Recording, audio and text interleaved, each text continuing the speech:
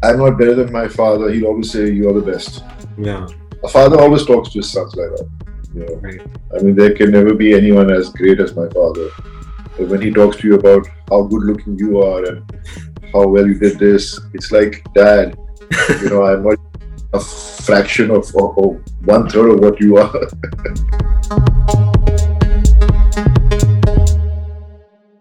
Hello, everyone. Welcome to ETimes. And today we've got Bobby Deol with us. He's joining us for this conversation. We're going to have a blast. His last film, Love Hostel, has raked up a lot of intensity, a lot of reactions, a lot of excitement. So let's just jump into it. Welcome, Bobby. How are you? I'm good. How are you? I'm doing great. Love Hostel. It created so much of pre-release buzz. People were talking about your look. People were talking about that intense sort of setting. How happy are you with the way the film was received and what sort of reactions you've got for your performance? I think it's just been amazing. I mean, the kind of reaction I got. I remember when it released and the days that followed it, I thought I was dreaming. I had to pinch myself to actually believe that I was getting such a lot of appreciation and positive reactions. So it felt really good because me playing that character was a big challenge. It was totally out of my comfort zone, and these kind of characters come once in a lifetime. You don't get these kind of opportunities, and I didn't want to waste that opportunity. I was scared that if I don't get that character right, then I will never get opportunities like that again. So I put in a lot of effort and hard work, and the most important thing was to get the Haryanvi accent as close to the authentic language. And when the promo came out, when the trailer came out, people were very happy and they reacted very positively to that. So I felt really good. But being a So I'm Punjabi, really happy. it must have been. Is it easy being a Punjabi? Is it easy to get a hang of Haryanvi or no? It's not that. I think it's that I'm born and brought up in Mumbai. You know, so for me, it's always been when I was growing up, it was mostly Hindi, and then it became English, and then it only stayed English because we were in English schools. And I remember when I was a kid, teachers used to complain from school that your kid is not speaking in English; he only talks in Hindi. Okay. So I was like, I didn't even realize that. So then eventually it happens that you have to speak in English. So we end up, thinking in English, and definitely language is not so easy for me, but once you put your mind to it, then you can really get the hang of it. Right. Nothing is impossible if you put your mind to it. Of course. Did Dharamji get any such complaints that Bobby only speaks in English? No, nothing. It was not like that. I thought I was talking to my mom in Punjabi because she used to talk to me in Punjabi, and I didn't realize I was talking to her in Hindi. Because you're living in a city which is everybody around you speaks in Hindi besides your family members. But you go to school, everybody's communicating in Hindi. So Right. I ended up not realizing that I wasn't speaking my mother tongue. So then we had to learn Marathi also in school. That must have been a challenge, That was confusing because it was a mix of Hindi and Marathi is like similar, in many ways, but yet pronunciation and alphabets are different. So it is difficult. But I mean, a lot of people have very good with languages. I'm not very good with languages, but I think if you put your mind to something, you can actually get the grasp of it. Right. And getting a grasp of this character must have been tough as well. It's so unlike the Bobby Deol that we know. You're such an affable person. You have such an affable personality, and then to play somebody who's so intense and caustic. Where did you dig deep? What sort of internalization did you do for this character? Everybody has a dark side to them. Right. It's just that we control the dark side and become better people. That's how I look at it. We are human beings. We are flawed people. So we can only improve our flaws by understanding our culture and upbringing, what we learn from our parents, being down to earth, being a good human being. Because we all are greedy, we all are selfish, we all, are egoistic. And what makes us better is when we understand all these emotions and control them. Right. But when you're playing characters like this, my character of Dagar believed he was right. So he never felt he was wrong. Hmm. You know, in his mind, the world he believed in is what he thought was the right thing, and that's how I try to portray the character, because there's nothing that he seems to think is wrong. You know, Right. everybody else around him is wrong. That's why he's doing what he's doing. Right. And also and in life, and a character goes through some mishap or something happens, it kind of triggers something in your mind, and you just become someone else. You know, Right. and that happens a lot to a lot of people. You know, so I think I just thought of all those things, and obviously I've seen so much life. I've seen so many people around me, good, bad, and ugly. Yeah. So all these people kind of stay in your mind, and you just kind of imbibe those feelings and the emotions of things around you. Right. Your Salman Khan gave you a shout out for the reactions of Love Hostel. So how was that? I mean, would you say Salman is like your best friend? You know, that friend you always have in your life, who's always got your back. Do you look at Salman somebody like as a person like that? He is an amazing human being. You Hmm. know, he's a very big-hearted person. It's not just for me. When he cares about someone, he'll go all out to be there for them. You know, so I'm just a lucky few out of those people that he has so much love for, and it's thanks to him that I started working out. You know, I never used to work out so much, though my brother and my dad used to be working out, but he gave me an opportunity in race 3, and that was the beginning of a lot of things for me, because a lot of people saw me after a long time. The younger generation hadn't seen me, and everybody, Salman bhai ki film lagi hai, so everybody goes to see it.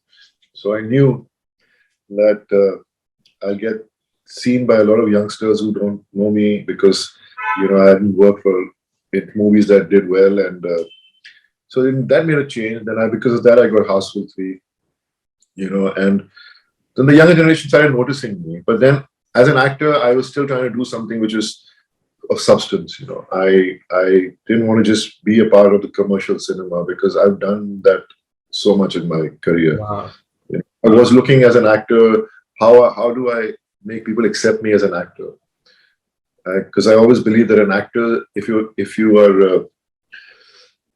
people see you as an actor, then your inning becomes longer in the industry, and you get to play different kinds of characters. So I was just looking for that one opportunity, and I got that in Class of '83, and that was again produced by Red Chilies. And I was really happy that I got something to do like that, because again, playing a mature character like that, nobody would have thought that Bobby would do it. Yeah. Because everybody thinks that from when you actor who's been a star, how can you make him play a character like this? Yeah. But I was looking for something to do like this, and that was my first step again to getting a character with substance. And luckily, after that, I got Ashram, a character I never thought anyone would approach me for. Yeah. But the funniest thing was I was Prakash Ji's first choice for that role. Wow. And I was like, wow. I mean, I walked in to meet him, and I've been wanting to work with him since years. And suddenly he narrates the subject to me, and he says, I want you to play Baba Nirala. I was like, for a second, I was like, wait, am I hearing you right? But I was so happy, because again, I'm, as an actor, I've been trying to do challenging roles. I want to do roles that challenge me as an actor, because whenever you're challenged, you don't know, something just switches on in you, and you just get the best out of you. Right. And I think that's what's happened with me. I think that's what I'm enjoying in my career right now, is doing characters which are out of my comfort zone, something which people won't believe that I can do. Right. But now, after Love Hostel, I think the kind of appreciation and response I've got, people have started believing that I can do different kinds of roles. And I'm just hoping that in the future I get characters to play which, I can live up to, and they're different. But it's not that easy, you don't really get such characters or different kinds of genre kind of films, which, like for me, Shankar Raman, the director, I think he has his own world of cinema he creates, because he's been a cinematographer himself. So he knows what he sees through the lens, I think. And he has lived his life a lot in Delhi and all these places. So he knows the The the fabric flavor of it. of flavor. Yeah. So it was great fun working with him. Such a down to earth person. He is such an awesome human being. I mean, it's if you ever meet him, you would never think that he can make a movie like this. So I Okay. don't know where he gets his thoughts from, but it was great fun working on Love Hostel. I mean, every moment spent on the set was like everybody around me was involved. It was a small unit. It wasn't a very big unit, and everybody who was there sitting, online producers, assistants, everybody was so into the subject. Hmm. And that's what's changed a lot in our this new uh, this new period in our Generation or period. yeah yeah in this filmmaking and the generation, because everybody wants to do things passionately. Like Drishyam Films and is also very passionate filmmakers. They're producers, so it was a great combination of Red Chillies and Drishyam producing a film like this. Right. So I really enjoyed every moment and working with, in all these OTT platforms, I work with such young, talented people. Like in Class of '83, I worked with actors who have not worked earlier in their lives, and they were so good in what they did. Right. And then I did Ashram again. I was working with these great actors around me. Chandan, who played Gopa Swami, then everybody, Darshan, Tanmay, Sachin, Adhyan, who got a chance to play a character. I mean, he did a great job. So then Tushar Pandey, who's also a very good actor. And then I'm this. I mean, I didn't. You've seen the film. I don't know if you've seen the film, but I didn't get a chance to work with most of the characters. But just interacting and meeting Vikrant and Sanya, it was such a pleasure because they're this young generation of actors who are so focused and who are so, there when they're on the set. They're Hmm. just completely there, totally trying to do their best and so involved in their work. So it was it just changed a lot. And that just makes you want to work harder. And I think I never thought I'd ever get a chance to work with these young actors like Vikrant and Sanya, but here I was, the devil, trying to destroy them. But Bobby, a lot of this sounds like, it sounds like reinvention. It sounds like evolution. And you've, I mean, almost like 3 decades now. 1995 was when you debuted. I mean, barely Yeah. shy, like 3 years, and it is going to be 30 years. So, I mean, when you sort of look at this journey, and when you sort of look at this reinvention, you're what, 50, 53? I'm 53 right now. Yeah. So, I mean, is it hard to sort of, unlearn probably things that you would have learned over such a long career, and sort of reinvent yourself and put yourself into new situations and new sort of generations and these younger people? Yeah, man. I mean, I think experience of life teaches you a lot. The mistakes you make, if you learn from your mistakes, that's the best lesson you can teach yourself. And as an actor, I never went to any institute or any drama school or anything like that. I did a course with Roshan Tareja sir, who I did a crash course of 3 months with him. But I knew that I could, I wanted to be an actor. So, I mean, luckily, those days were different. There are not too many people when I started my career in the industry. But slowly, after like 10 years, 7 years, it started becoming more competitive. Right. When I was working, it was in the in-between stage of how things get made, and then it suddenly changed. And I think I couldn't catch up with that, and I think that's where I went wrong somewhere. But the experiences you have in your life teach you so much that as an actor, you grow and you start understanding yourself more. You're more mature than what you were when you were younger, and I think it's more about understanding yourself that it helps you perform better, I think. Right. And today, I mean, when you sort of choose your films or your subjects or your stories, how much of that is influenced by your two sons? I mean, they are all grown up. They must have their opinions on, what their father should be doing, or what's good or great cinema. So how much of your creative decisions are influenced by them? Creatively, I don't like to get influenced by people around me. Okay. The main reason is because you have your own convictions. Of course. And if you don't trust them, then you always kind of not be able to brave it out there and do what you really believe in. Yes, when I sign something, I tell them I'm really excited about this project. After I've signed it, after I've heard the story, and I'll give them a bad narration of it because I can't narrate properly. Okay. And they said, okay, it sounds nice, Papa. Because they've seen that their Papa is trying to do different kinds of roles. He's not trying to just play the main lead. He's trying to do characters which are out of his comfort zone and challenging for him. So they know all that. So when my sons saw Love Hostel,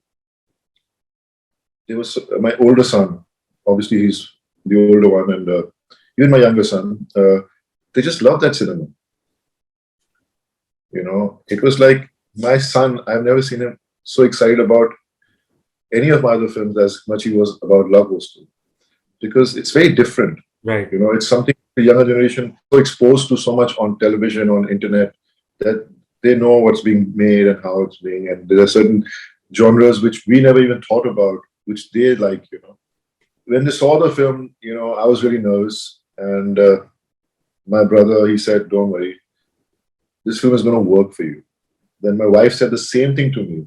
Okay. They weren't sitting in the same room together, and then my older son, said the same thing to me, and then obviously my younger one follows, and he said the same thing to me. But they knew something about this film, about my character, that it'll work for me, and so it worked for me, and it's just that everybody was so happy in the house because after it released, my brother wanted to throw, celebrate and have a get together, but I was busy promoting the film those days. Couldn't manage to do it, and now he's gone to Lucknow to shoot. So God has been kind. I mean, he's giving me the opportunities which I've been looking for, and my fans have stood by me. It's very difficult. You have to think so much when you do these different characters, that will your fans accept you? Will they not get upset, or they want to see the hero as a hero always? True. But now everybody, the way the way of looking at cinema has changed. The fans want their actors, their heroes, and the heroines to do roles which are different. Right. Because they want to see them doing different stuff. Right. And are you now creatively satisfied with the kind of offers, with the kind of stories that you get, or is there some frontier, some creative frontier that is still left to sort of conquer? I take things as they come, and it's very difficult to get subjects which you really want to do, because it doesn't happen so easily, and you get frustrated, you get anxious, you get nervous, you get this fear that, will I get something more interesting, even though you've done something. And so I'm meeting a lot of people. I'm doing a film called Animal with Sandeep Reddy Venga, who's an amazing director. He's just made one film, and I like his kind of the way he made his film. So I'm working in that, and it's an interesting character. Then I'm doing other subjects, and I'm going to do again Apne 2 with my family, right? Which I wish I could do as many films I can with my father, because I always wanted to do the maximum films with my father, but somehow I've only done, not as many as I could have. Right. So that's what I'm looking forward to. And then my nephew's in it also with my brother. So it's going to be fun. And then I'm hearing subjects. I'm trying to do, I don't want to just get stuck with just playing negative characters or positive characters. I want to do characters which, I don't look at characters when I read a script, if it is negative or positive. If it gets me going and wanting me to, the desire to do it, then I will do it. And so I'm trying to do films which are looking for films which are slice of life, a feel good kind of film, because, I enjoy that kind of cinema, sweet, nice stories about relationships, right, and things like that. So let's see what happens in the future. Okay. And now I've got just final two questions for you. First one being the more important one. What's happening with your sons' careers? Are they going to come to films? Both Aryaman and Dharam, do they consult with you? And what would you want them to do? From my experience in life, I want them to educate themselves. Of course. I want them to understand, broaden the horizon. So educate them so that they understand other things in life. Because even though they become actors, they need to understand how to sustain. Right. If an actor's career, you know how uncertain it is. If things don't move the right direction, they can do something else and look after themselves. So I think I give that advice to anyone. If anyone wants to be an actor, first, if you have the facilities to complete your education, do that. Because even though you become successful, then how do you take care of all the wealth you make? True. You need to be educated so you can do other things. So I think that's important. So my sons are studying. My older son is in New York studying business management. Yeah. And my younger one, in the 11th, he's still in Mumbai. And let's see what happens. I know that I've seen his pictures on internet, my older son, and everybody's like, I feel really proud that they are looking at him as this amazing hunk or whatever. Yeah. As a father, I feel proud when I hear that. But when I started my career, everybody thought I was this hunk and this good-looking boy, and all that. So I've seen that. Right. It's not about how good-looking you are, how bad-looking you are. It's when people want to really see you, they'll see you. Yeah. On the screen. I had a great run in the beginning, but then I faltered. So that's the way the career moves for an actor. Not every actor, any actor you see in our industry has never had a good start or a good ending in their careers. It's always been a bad start, then it became good. So it's difficult. So I mean, definitely I would want to see them on the silver screen, both my boys. Yeah. And as a father, you always want your kids to be better than you, right? Obviously, I mean, even if I'm not better than my father, he'll always say, "You are the best." Yeah. A father always talks to his sons like that. Right. So that's how it is. I mean, there can never be anyone as great as my father. But when he talks to you about how good looking you are and how well you did this, it's like, Dad, I'm not a fraction of or 1/3 of what you are. Right, I can get that. I mean, my father and I are huge fans of Dharamji. When I got the chance to meet him at your house in JVPD, that was the first thing that I told him. Because literally, my father and I, we've always discussed that if there was one Indian actor who should have been James Bond, it was Dharmendra. Yeah, that's so right.